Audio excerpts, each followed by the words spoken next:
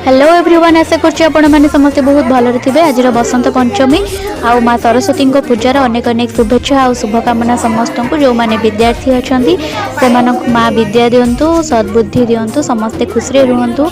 यहाँ हूँ मो रक्षा कवच। मु पूजा करके बांधि देती आसती आम गाँ स्कूल को, जेहेतु मोर स्कूल आ कॉलेज दीटा जाक सरी जाइए तो मु सरस्वती को पूजा कौटी करी, पाठ पढ़ा तो सरी ना, जहाँ भी माँ को पूजा करने पड़ो। तो मुझे आसती मो सान भौणी स्कूल को और मो ब्लॉग रे आसवा चाहूले से हाथ देखिए हाय हेलो करदे। तो स्कूल को आसिकी पूजा सरीगला। एबे मु पुष्पांजलि देदेली माँ को पाखरे। आशा करुँची मोर गोटे भल चाकरी हो जाओ। आपण मैंने भी आशीर्वाद करूँ मो गोटे भल गवर्नमेंट चाकरी कर दिए। गवर्नमेंट चाकरी नहेले भी चलो, प्राइवेट चाकरी छाड़ू। यहाँ है आम गाँ स्कूल। मुझे पाठ पढ़ी नथिले भी ये मोर किछटा इमोशन अच्छी, जेहेतु गाँव स्कूल।